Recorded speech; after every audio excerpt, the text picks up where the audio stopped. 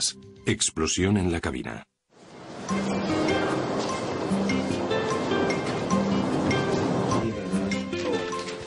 Bienvenido. Para la tripulación del vuelo de British Airways entre Birmingham y Málaga, el 10 de junio comenzó como un día cualquiera. Viejos amigos a punto de empezar a hacer un trabajo que les encanta. Los auxiliares de vuelo Nigel Ogden, Simon Rogers y su Prince llevaban trabajando juntos desde hacía 15 años. Es un equipo con experiencia y muy capaz que está orgulloso de su trabajo. En Birmingham, todos los auxiliares y los pilotos se conocían. Todos conocíamos los nombres de los demás. Simon era muy buen amigo mío. Solíamos ir a tomar una cerveza o a cenar algo juntos. Todo el mundo se llevaba bien con todo el mundo. El único miembro del grupo es Alastair Hutchison, un experimentado copiloto que acababa de llegar de Manchester aquella mañana.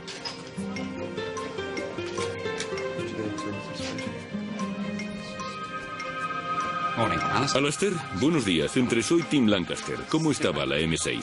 Tim Lancaster es capitán de vuelos comerciales desde hace 21 años. Bueno, será mejor que empecemos. El sobrecargo John Heward llega para dar a la tripulación las instrucciones finales. Buenos días a todos. ¿Aye? ¿Es este el primer oficial? Sí, recién llegado de Manchester. Da gusto ver caras nuevas. Bien, ahora un par de temas de seguridad. Antes de despegar, el copiloto da un rodeo al aparato comprobando que fuera esté todo bien. En la cabina de mando, el capitán Tim Lancaster revisa las anotaciones de mantenimiento del día anterior. ¿Está todo bien? Perfecto. Parece que acaba de pasar por mantenimiento, pero no ha sido gran cosa. Solo le han cambiado el parabrisas. Muchos de los pasajeros conocen bien este trayecto y esperan tener un vuelo tranquilo hasta España. Mi hermana y yo nos íbamos a encontrar allí con mi madre. Íbamos a pasar una semana de vacaciones de solo chicas. Vivo en el sur de España y 2 o 3 veces al año vuelvo para ver a mis nietos y a mi madre. Todos viven cerca de Birmingham, así que normalmente sigo esta ruta, de Málaga a Birmingham. Señoras y señores, les habla el capitán Tim Lancaster. Bienvenidos a este vuelo de British Airways, destino Málaga. Parecía que estaba tranquilo y relajado, incluso alegre. Hace un día precioso en Málaga, cielo azul y el sol brillando. Pónganse cómodos y disfruten del vuelo. Y aún esperamos llegar a tiempo. Torre de Birmingham, aquí Speedbird 5390, listos para iniciar el despegue. Speedbird 5390 autorizado para iniciar despegue. Señoras y señores, ahora les daremos las recomendaciones de seguridad.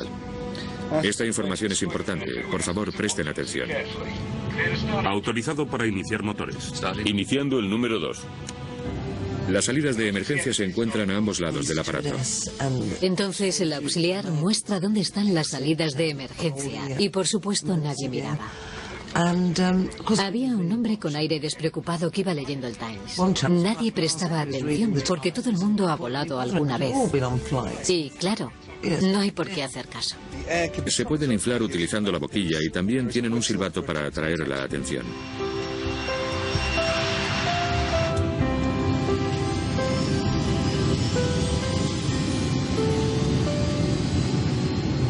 knots. 80 nudos.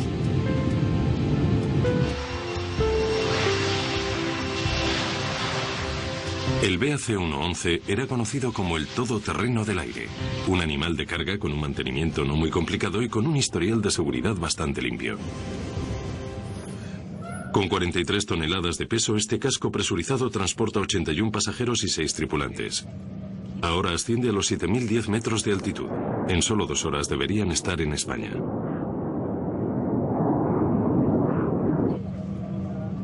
Solo una catástrofe podría hacerlo bajar de los aires. A los 2 minutos de haber comenzado la ascensión, los pilotos ponen el piloto automático. Tim Lancaster se suelta las correas de seguridad y se relaja. Entré en la cabina de mandos para preguntar a Alastair y a Tim qué querían tomar.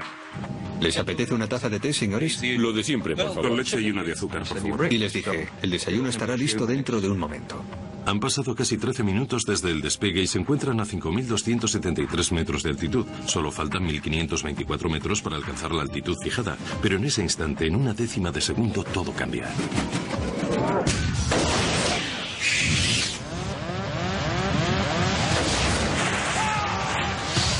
Con una gran explosión, el parabrisas del capitán desaparece en el aire. Casi inmediatamente se forma una niebla blanca. Una especie de explosión realmente intensa, de esas que te golpean en el estómago y te hacen temblar el cuerpo.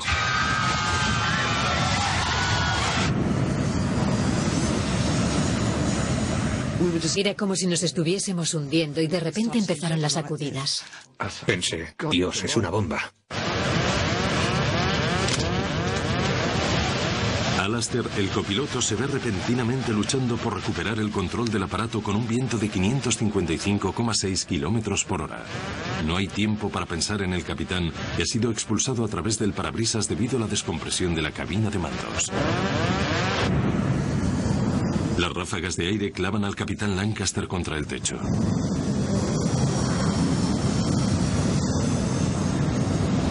Dentro sus piernas han empujado la palanca hacia adelante, desconectando el piloto automático y lanzando el avión hacia el abismo.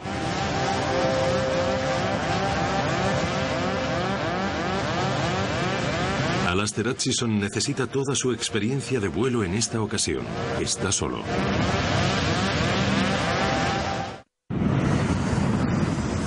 El cuerpo del capitán está pegado al exterior del aparato, que se precipita desde los 5.182 metros de altitud.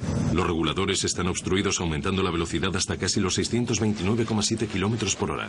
El copiloto Alastair Hutchison tiene que encargarse de la situación. Mientras lucha por recuperar el control del aparato, el auxiliar de vuelo Nigel Ogden ve cómo su capitán está siendo absorbido fuera del avión. Entonces miré y vi cómo la puerta de la cabina de mandos estaba encima de los controles. Todo lo que podía ver era a Tim fuera de la ventana. Salté hacia adelante y apoyé un pie en el del capitán. El otro estaba al lado de su asiento y lo sujeté antes de que se saliese por completo. Nigel Ogden mantiene al capitán sujeto, luchando por su vida.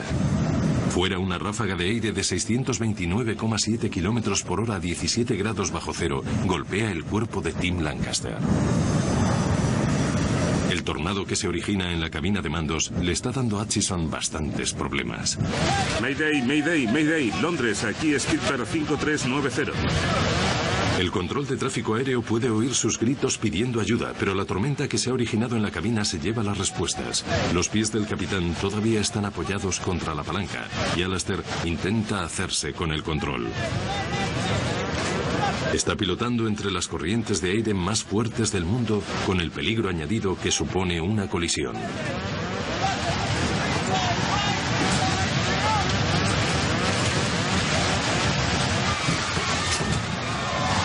Desde la cabina de pasajeros, el sobrecargo John Heward ve el caos que se está produciendo en la cabina de mandos y hace lo que puede para ayudar. Miré hacia arriba y vi a Nigel como si estuviese colgado por encima del asiento. Enfrente de mí, la puerta de la cabina se había caído hacia adelante y estaba enganchada entre el marco y los reguladores de velocidad. Así que la golpeé un par de veces y se rompió literalmente en 3 o 4 partes. Detrás, en una de las paredes de la cabina de control, hay un asiento extra para los que quieren venir a ver cómo volamos o lo que sea. Y pensé, bueno, si meto el brazo entre el cinturón de seguridad, puedo sujetarlos a los dos y por lo menos tendremos un punto de sujeción dentro del avión.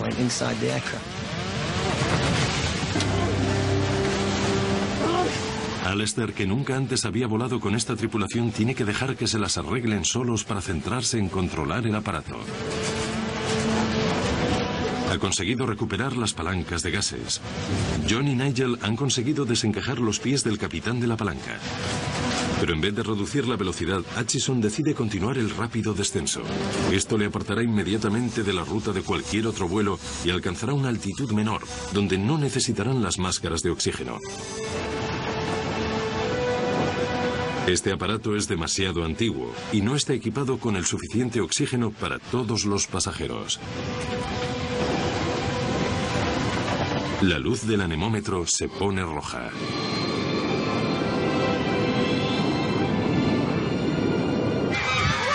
posición de emergencia. Las manos cubriendo la cabeza, todos en posición de emergencia. Abróchense los En la cabina de pasajeros, los otros dos auxiliares, Sue Prince y Simon Rogers, intentan preparar a los pasajeros para lo que en el peor de los casos será un aterrizaje de emergencia. BA 5390, Mayday, Mayday, Mayday, emergencia, despresurización. Descienden 3.353 metros en solo 2 minutos y medio, pero a medida que se estabilizan y reducen su velocidad a 301 kilómetros por hora, el cuerpo del capitán deja de estar sujeto contra el techo y se desliza a un lado del avión. Emergencia, despresurización, radar señala 195, descendemos a nivel de vuelo 100. Esforzándose por llegar desde la parte de atrás del aparato, el auxiliar de vuelo Simon Rogers consigue ver el desastre que se ha producido en la cabina de mandos. Cuando el avión consiguió alcanzar un cierto equilibrio, Simon vino desde la parte de atrás.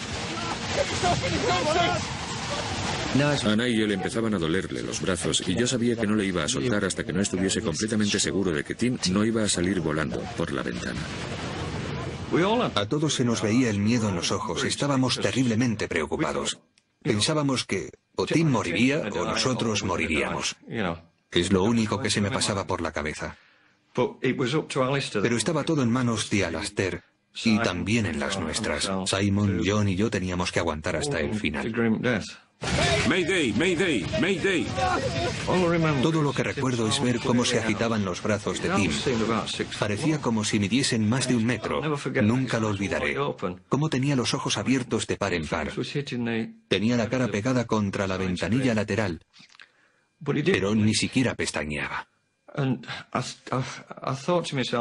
Le dije a John, creo que está muerto. Creo que está muerto. Tú y Simon vais a tener que aguantar. Yo ya no puedo más. No siento los brazos. Decidimos poner a Simon. Le dije a Simon, siéntate en ese asiento y átate a él.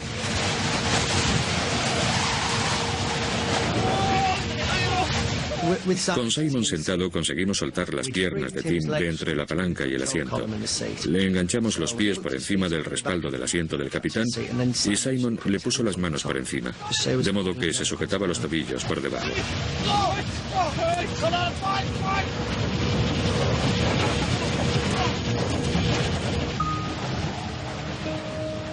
Simon y Alastair tienen que hacer frente a una de las decisiones más difíciles de su vida. ¿Qué hacer con el cuerpo sin vida del capitán? Durante unos instantes no dicen nada, pero ambos tienen la misma idea. Lo mejor es sencillamente dejarlo ir.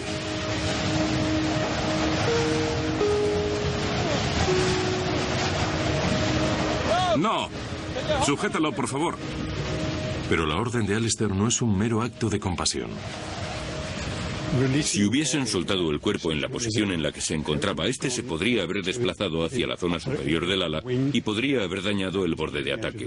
Si hubiese pasado por encima del ala, podría haber entrado en el motor.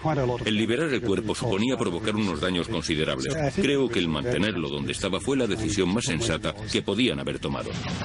Alastair ha conseguido descender a los 3.353 metros. Sin la ayuda del capitán, está manejando los controles del avión de memoria y guiándolo alrededor de Heathrow, uno de los espacios aéreos más congestionados del mundo.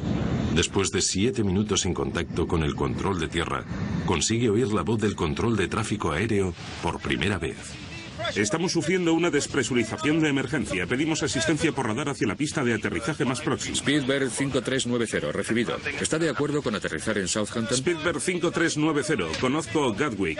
Gatwick sería mejor. Alastair quiere aterrizar en el aeropuerto de Gatwick, ya que ha volado a este destino en muchas ocasiones. Pero Southampton está más cerca y aunque nunca ha estado aquí antes, sabe que tiene que descender rápidamente. Estoy a 150 nudos. Pido asistencia por radar para entrar en Southampton. Todos los mapas y rutas han salido volando con el capitán y solo el controlador aéreo puede guiar a Atchison. Vira hacia Southampton.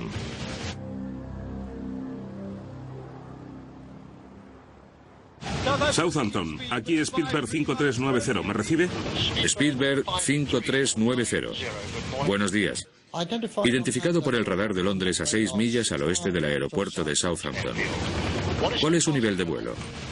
Recibido. Señor, no conozco muy bien Southampton. Le pido ayuda para guiarme hacia la pista, por favor. Al hablar se podía oír en su voz lo nervioso que estaba. Se notaba que estaba sufriendo una gran presión. ¿Cuántos pasajeros tiene a bordo? Tenemos 84 pasajeros, señor. Y creo que esos serán todos hasta que hayamos aterrizado. Recibido. Nos han avisado de que se trata de una despresurización. ¿Es ese el único problema? Negativo. El capitán está medio fuera del aparato. Creo que está muerto. Recibido. Cuando me lo estaba contando, tuve la sensación de que lo decía sin poder creérselo, porque esas cosas no pasan. Ya sabe, es una de esas cosas que ves en las películas, pero nunca suceden en la vida real. Se te ponen los pelos de punta y te recorre un escalofrío de arriba a abajo. Sientes un escalofrío por la espalda y piensas, no está pasando, pero sí, es real. El auxiliar de vuelo le está sujetando, pero pide un equipo de emergencia para el capitán. Creo que está muerto. Recibido. Es una emergencia importante, un 111. Randall se pone en contacto con los servicios de emergencia en cuanto tiene oportunidad. No sé cuántos pasajeros hay, pero se lo diré pronto.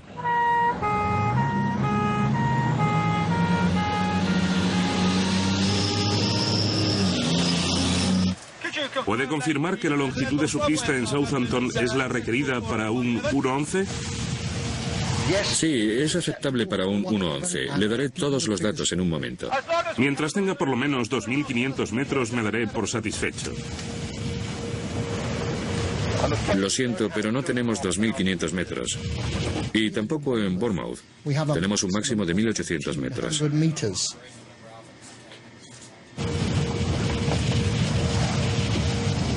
5390. Está bien. Hutchison está preocupado porque el avión sobrepasa el peso máximo para el aterrizaje, ya que el depósito está lleno de combustible para el viaje a Málaga. Si la pista no es lo suficientemente larga, tendrá todavía más problemas. Fuese porque el avión se podría parar en la pista, o porque los neumáticos podrían reventar, o porque quizás se saldría de la pista. Era evidente que estaba preocupado cuando pidió los 2.500 metros. 5390. Muchas gracias. Tenemos el tren delantero bajado y flap 45. Así que estamos preparados para la aproximación. Pero por favor, que sea lo más suave posible. Desde luego que lo haré. Es el primero de la cola de aterrizaje. Si lo piensas, los vuelos de instrucción se realizan con dos pilotos, ambos en perfectas condiciones, en la cabina de mandos. Uno pilota el aparato y el otro se ocupa de todos los simulacros de emergencia. En aquel momento teníamos al capitán colgando de la ventana, otra persona sujetándolo por las piernas y a Alastair controlando el aparato sin poder hablar con nadie. Speedbird 5390 está a 14,5 kilómetros de la toma de tierra. Tiene permiso para aterrizar. Recibido, señor. No deje de hablarme. Necesito toda la ayuda que me pueda dar. Recibido. Tendrá que ser capaz de parar el avión en la pista y evacuarlo allí mismo.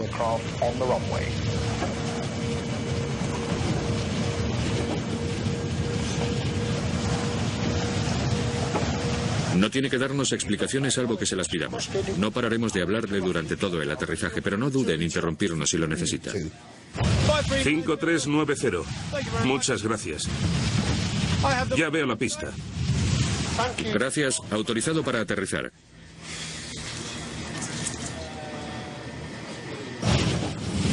...32 minutos después del despegue con 81 pasajeros, el depósito casi lleno de combustible y con el capitán que ha salido volando por el parabrisas, Alastair Hutchison inicia el aterrizaje más difícil de toda su vida.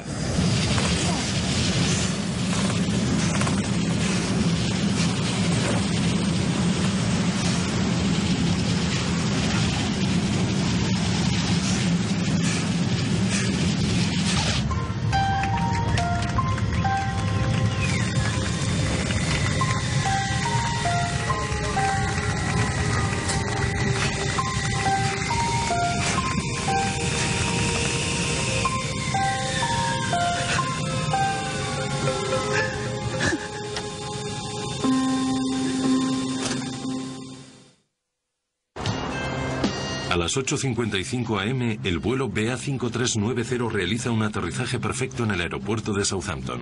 Inmediatamente después, los vehículos de emergencia rodean el avión. Los bomberos liberan el cuerpo del capitán y dejan salir a los pasajeros y a los tripulantes.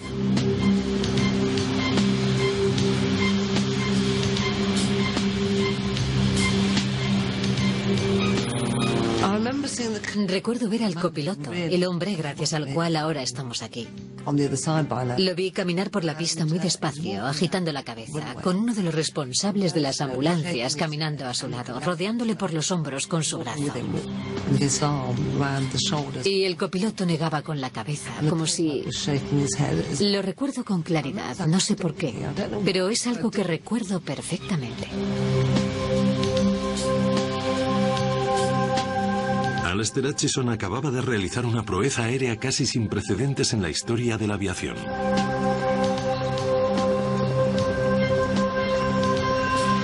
Había tenido que pilotar el avión sin su capitán, quien había sufrido una tensión física a la que muy pocos hubieran sobrevivido.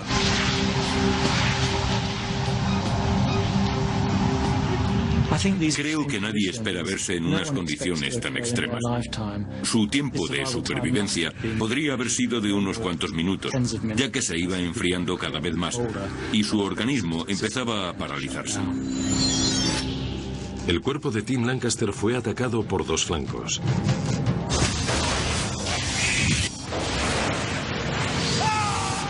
Por un lado, la violencia física que sufrió su cuerpo al ser expulsado del avión, y por otro, el frío extremo y la falta de oxígeno a 5.182 metros de altitud.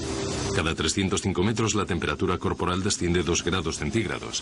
Así pues, la temperatura del exterior del aparato debía rondar los 17 grados bajo cero. Las frías corrientes de aire también provocaron que su cuerpo perdiese calor con rapidez. Se habría deslizado primero a un estado de semi-inconsciencia y luego a la inconsciencia. A medida que su temperatura corporal fuese cayendo, habría terminado muriendo debido al frío excesivo. A pesar del traumatismo sufrido por el cuerpo del capitán Lancaster, la historia todavía iba a sufrir otra vuelta de tuerca.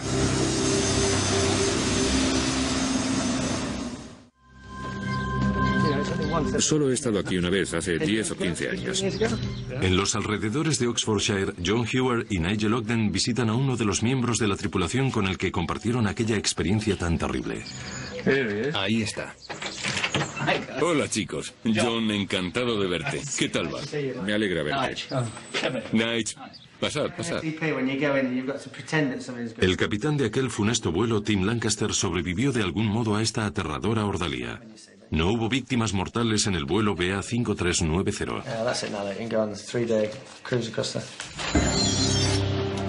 Mientras retiraban su cuerpo congelado y sin vida del avión, nadie podía pensar que Tim hubiese sobrevivido a semejante prueba. Pero sorprendentemente, poco a poco fue emergiendo de la terrible aventura. Tim, ¿me oyes? Recobré un poco la conciencia mientras estaba en el suelo en Southampton porque recuerdo enormes cosas rojas y blancas que obviamente eran camiones de bomberos y ambulancias. No recuerdo ni caras ni palabras. Mis siguientes pensamientos lúcidos los tuve en el hospital de Southampton. En los días siguientes, en aquel estado de semi-inconsciencia, todas las piezas fueron encajando. Las fui juntando hasta que pude ver la imagen completa y entonces comprendí lo que había pasado.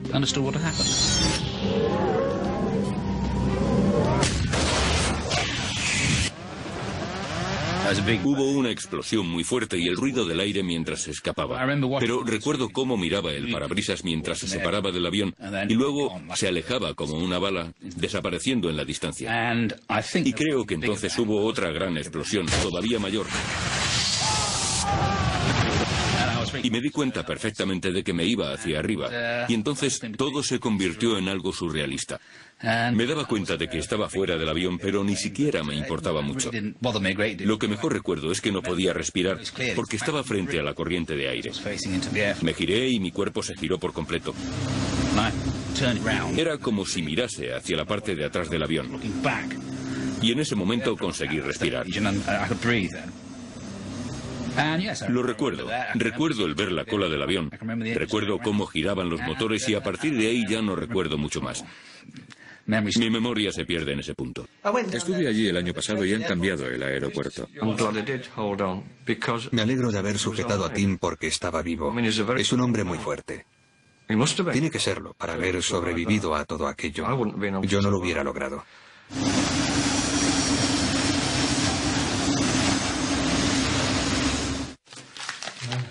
Es terrible. Sí, lo es. La historia de supervivencia de Tim Lancaster casi se podría considerar un milagro. Se había salvado de la muerte por cuestión de minutos. Al pilotar el avión, Alistair Hutchison le salvó la vida. Su rapidez de reflejos al llevar el avión de vuelta a tierra en solo 22 minutos salvó a Lancaster de morir. Por pura casualidad, los traumatismos físicos que había sufrido eran limitados.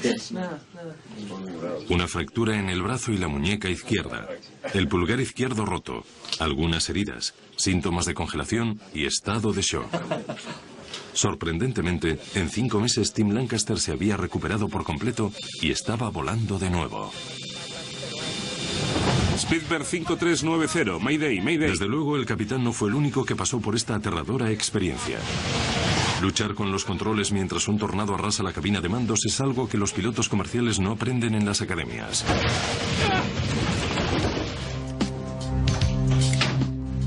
Si se siente incómodo, dígamelo.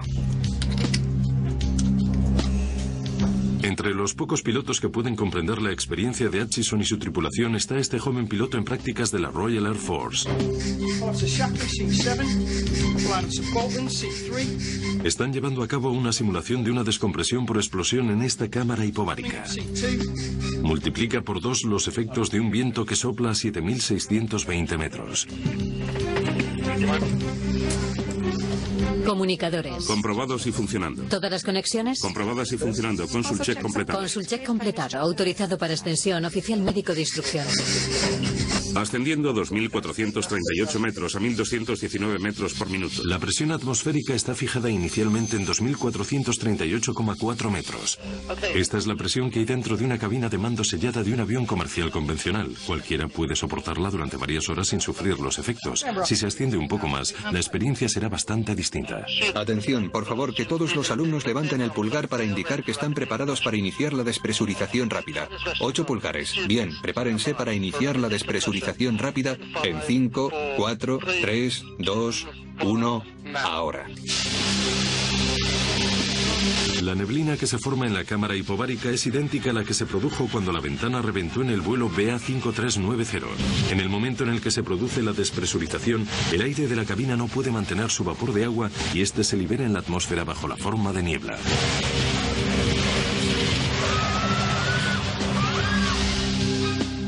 La altitud de la cámara está estabilizada en 7.620 metros. El high hall está en marcha. Pueden comenzar el entrenamiento hipóxico. Bien hecho. Voy a comenzar el entrenamiento con los alumnos 7 y 8. Confirmado 7 y 8. Una vez que la niebla ha desaparecido, se empieza a notar la falta de oxígeno. Perfecto. Empiezan a copiar estas imágenes en el margen derecho. Al no tener oxígeno, al principio vemos cómo se reduce su rapidez de reacción y también observamos alteraciones de la personalidad. Algo similar a lo causado por una intoxicación etílica. Mira lo feos que son tus compañeros. Fíjate bien a ver si se vuelven más guapos durante la hipoxia.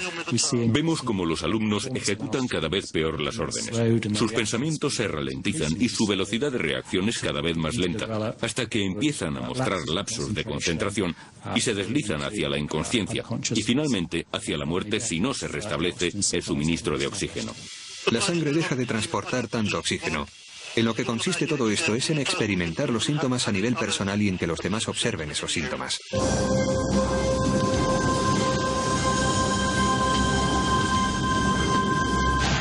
Volando solo, luchando contra vientos de 629,7 kilómetros por hora y resistiéndose a una posible privación de oxígeno, el logro de Alistair Hutchison de haber salvado el vuelo BA5390 es digno de mérito.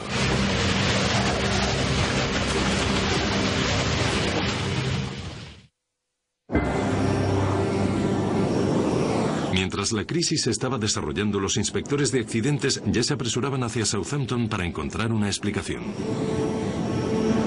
En la pista del aeropuerto de Southampton comienza la búsqueda de pistas. La investigación inicial no muestra ninguna deformación en el marco del parabrisas, así que esto descarta cualquier problema de la estructura. El hecho de que no haya fragmentos del cristal también descarta el golpe de un pájaro.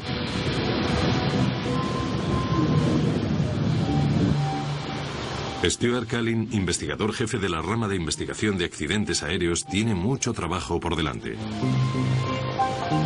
El parabrisas había desaparecido. Había algo de sangre alrededor y algunos arañazos y abolladuras en el fuselaje, como si la ventana lo hubiese rozado.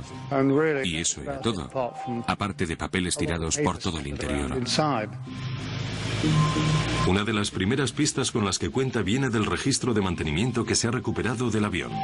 Sabe que el aparato había sido puesto a punto el día anterior y que se había cambiado el parabrisas. En primer lugar, se dirige al hangar de mantenimiento de la British Airways en Birmingham. Quería averiguar exactamente lo que había sucedido al avión antes de que despegase. Pensé que tenía que hablar con el encargado de mantenimiento que había reparado la ventana. Hola, soy del AAIB y este es mi compañero. He venido para intentar averiguar qué es lo que sucedió durante aquel turno y cómo pasó todo.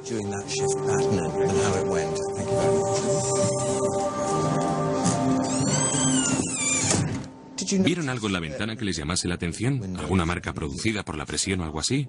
Mi primera conversación con el encargado de mantenimiento fue bastante general, ya que hasta aquel momento no habíamos obtenido ningún indicio relevante. ¿No dejo que nadie más lo comprobase por usted? Stuart, tienes una llamada. Entra, por favor. Bien. ¿Le importa que coja esto? Vuelvo ahora. Contesté a la llamada. Eran noticias sobre el parabrisas que tenían en Didcot. Habían encontrado cerca de 30 tornillos. El diámetro de la mayoría de ellos eran una talla más pequeña de lo que debería ser. Se trataba de un error fatal. En algunos aviones los parabrisas se montan desde el interior utilizando la presión interna de la cabina de mandos para mantenerlos en su lugar. Pero en el 111 el parabrisas se atornillaba desde el exterior. Cualquier defecto de los tornillos puede hacer que la presión de dentro del avión reviente el parabrisas. Parece que Callin no ha tardado en encontrar el error y al culpable. Tengo algunas noticias y creo que no son muy importantes. Mis compañeros que se ocupan de los tornillos dicen que aquellos no eran los adecuados. Tenían un diámetro equivocado. No, no puede ser. Son exactamente los mismos tornillos que yo cogí de allí. Es un profesional. Es muy cuidadoso con lo que hace. Vela por los intereses de la compañía y de repente le dicen que ha montado un parabrisas con tornillos del tamaño equivocado. Se queda completamente trastornado. Se lo puedo mostrar. Le puedo enseñar los tornillos que cogí de ahí. Dijo algo como los tornillos viejos se tiran en recipientes que hay en el hangar, refiriéndose al hangar en el que trabajaba y que quizás todavía estaban por ahí. Nos dirigimos inmediatamente a los recipientes y encontramos cerca de 80 tornillos descartados. Aquí. Tienen que estar aquí dentro. Es donde los meto. Estos son los tornillos. ¿Son estos con los que comprobó los nuevos? Sí. ¿Los cogió del expositor? Una prueba muy buena, inmejorable en lo que a mí se refiere. Bien, apartaré estos.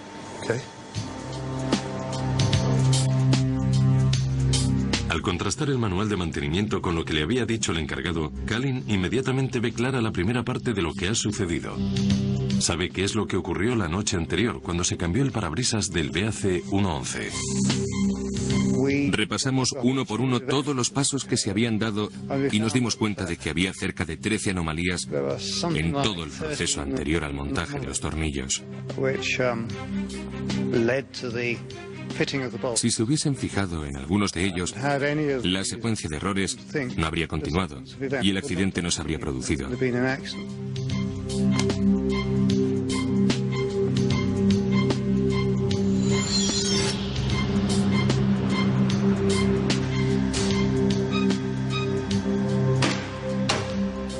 El encargado había comenzado su turno temprano. Cerca de las 4 a.m. empezó a retirar el parabrisas viejo. El hangar estaba lleno y por eso se había desplazado el avión contra la puerta del hangar, lo que hacía difícil el poder alcanzarla. El encargado tuvo que estirarse por encima del fuselaje y no podía manejar correctamente el destornillador. El parabrisas que había retirado también se había fijado con tornillos de un tamaño equivocado, pero todavía podían sujetarlo, y estuvieron intactos durante 4 años. Pero se trataba de un hombre muy concienzudo y mientras montaba el parabrisas decidió sustituir los tornillos viejos por unos nuevos. Decidió no consultar el catálogo de piezas para comprobar cuál era la que iba a necesitar. En vez de eso, se dirigió directamente al almacén. Buenos días. Buenos días. Una vez allí, buscó y comparó a ojo los nuevos tornillos con los que había retirado del parabrisas.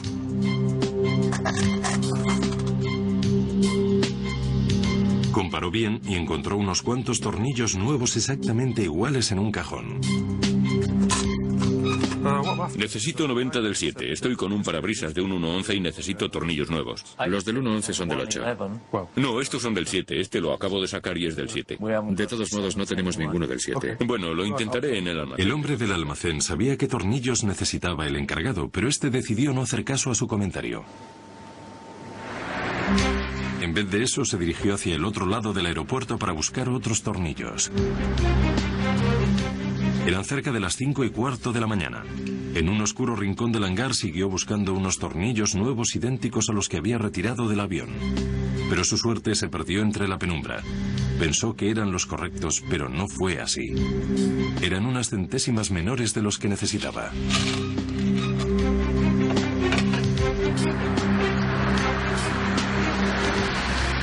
Volvió al 1.11 y se tumbó otra vez para colocar los tornillos nuevos. Trabajaba en un ángulo desde el que no podía ver que los tornillos no encajaban correctamente.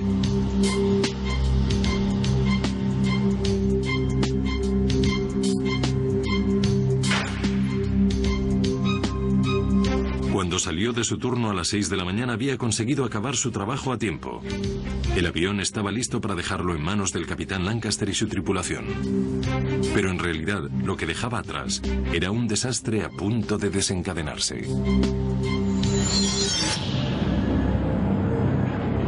A la mañana siguiente el 1.11 se encontraba a 5.273 metros. La diferencia de la presión estática entre el casco sellado del aparato y la fina atmósfera aumentaba rápidamente acercándose a la media tonelada por metro cuadrado que alcanzaría los 10.670 metros. Esta presión solo necesitaba encontrar un punto débil, y lo encontró. Para Kalin, descubrir lo que sucedió aquella noche es solo el primer paso. Nadie le había ocultado nada, pero sabe que tiene que ir más allá para comprender las razones que se esconden tras esta terrible cadena de acontecimientos. ¿Por qué el encargado hizo lo que hizo? Y si esto es un incidente aislado o el síntoma de un problema más grave. La investigación de un accidente, por supuesto, en aviones tiene dos fases. La primera parte consiste en averiguar qué es lo que ha sucedido, lo que es relativamente fácil. La segunda parte es averiguar por qué ha sucedido. ¿Por qué el encargado ignoró el procedimiento? Pasó por encima de los manuales técnicos e hizo caso omiso de un consejo útil. La búsqueda de respuestas de Kalin era en cierto modo revolucionaria. Al hablar con la gente sin avisarles, veíamos que conseguíamos más información, porque se sentían libres para hablar. Al advertirles, formalmente pensábamos que algunos no iban a decir nada. ¿Un café? Sí. ¿Qué tal el día? Lo de siempre. Decidieron hablar con el encargado lejos del hangar, en una confortable habitación de hotel. Bien, gracias por haber venido. Para comprender desde dentro los métodos de los encargados de mantenimiento, Kalin hace algo que nadie había hecho antes. Acude con un psicólogo experto en ciencias del comportamiento. ¿Normalmente está el avión en el hangar cuando hace eso? Antes se recurría a los psicólogos para intentar analizar el por qué los pilotos cometían errores cuando se encontraban bajo presión. Es una disciplina conocida como factores humanos, pero en 1990 el recurrir a esto en temas de ingeniería era algo desconocido. Quería enfocarlo desde lo que realmente es el terreno de la psicología. Esperaba darle más confianza. Queríamos que viese que intentábamos ser todavía más accesibles y que pretendíamos llegar al fondo de aquel asunto. Cuando saca los tornillos, ¿va directamente al catálogo de piezas o...? Normalmente no. Si saco un par de tuercas y son las mismas, las cojo directamente del expositor. Bien, cree que es mejor hacerlo a ojo. En ese caso era más fácil hacerlo así, con los tornillos que había sacado. Sí, porque eran los mismos tornillos que había cogido. Iba a meter otros iguales, no había ninguna diferencia. Y si había salido bien otras veces, esta vez también serían los adecuados. Sí, solo era cambiarlos por otros iguales. Y además había volado. Estábamos horrorizados por el hecho de que admitiesen aquello ante nosotros. Porque al fin y al cabo era una visita oficial, entre comillas. E incluso estaban algo orgullosos de lo que decían. Pensamos que esas prácticas eran algo corriente y lo habían mantenido en secreto. Si hubiese ido a comprobar en el ordenador qué tornillos necesitaba y cómo tenía que montarlos, hubiera tenido bastantes posibilidades de no haber estado volando cuando debía. Bien. Entonces, cuando hace su trabajo, como trabajador experimentado, puede que no siempre siga el manual, como haría alguien nuevo. No, normalmente no. Llevamos años haciendo esto y si tuviésemos que seguir los manuales, cada trabajo llevaría el doble de tiempo. Así que creyó que era mejor confiar en su experiencia antes que en los conocimientos del encargado del almacén. Bueno, sé lo que hago. Había sacado tornillos del 7 y volví a meter tornillos del 7. No es tan difícil. Lo único que querían era acabar cuanto antes. Tenían mucho trabajo y todo se hacía de noche. A menudo tenían mucho más trabajo del que podían hacer sensatamente. Habían ideado ciertos trucos para poder acabar lo más rápido posible. Los investigadores nunca habían redactado un parte de accidente como este. Al contar con la ayuda de un psicólogo, Kalin desarrolló un novedoso método para utilizar los factores humanos para explicar por qué ocurrió el accidente. Encubrían ciertos factores de presión que se daban en el hangar que provocaban que un trabajador normalmente eficiente cometiese errores letales, mientras creía que hacía lo correcto. Este enfoque psicológico llevó la prevención de accidentes aéreos a un nuevo nivel. Como consecuencia de esta investigación, puede que otros no tengan que pasar por la misma terrible experiencia.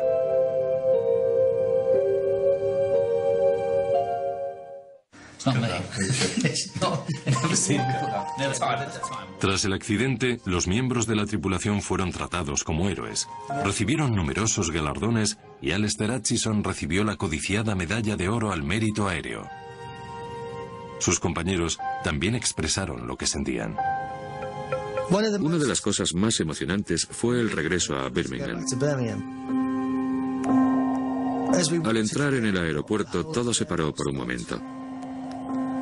Todo el personal de tierra, las chicas de facturación, todos se pararon y aplaudieron mientras cruzábamos el edificio. Fue algo muy emocionante. Querías apartarte, como si pensases, no quiero hacer esto, no quiero caminar por la alfombra roja o algo así.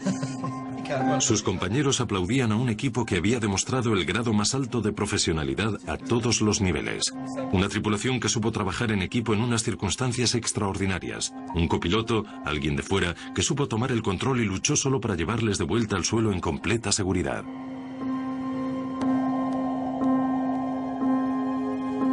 Tim Lancaster comenzó a volar de nuevo con la British Airways solo 5 meses después del accidente. Ahora ha dejado esa compañía, pero le sigue gustando tanto volar que ahora trabaja con otra aerolínea. El día que volví a volar fue un día muy especial. Decidí que eso era lo que iba a seguir haciendo y que iba a tener que hacer un esfuerzo. El resto fue más fácil. Para Nigel, el hombre que acudió en ayuda de Tim y le mantuvo sujeto a la vida, el impacto de aquel día fue mucho más profundo.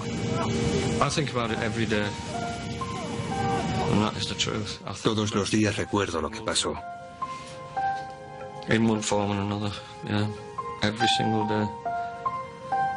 Sé que me afectará durante el resto de mi vida. Nigel, al igual que Simon y Sue, ya no vuela, pero John Hewer todavía sigue con British Airways como sobrecargo, pero tampoco se ha librado de los recuerdos de aquel día. Trajeron otro aparato de British Aerospace a donde yo trabajaba en Birmingham. Desgraciadamente, el cristal también estaba montado desde el exterior y el interior de la cabina de mandos era idéntico. Me senté y volví a recordarlo todo. Debido a eso he vuelto a trabajar en Heathrow y piloto vuelos de larga distancia porque esos aparatos son completamente distintos del 1 a 11. Alistair Hutchison, que todavía vuela con la British Airways, decidió no tomar parte en este reportaje. Cada miembro de la tripulación recordará la experiencia de diferentes maneras, pero todos comparten la misma idea. Aquel día no salieron sus números. Tim lo ha explicado muy bien. Nuestros nombres estaban en la lista, pero estábamos entre los primeros. Creo que tiene razón.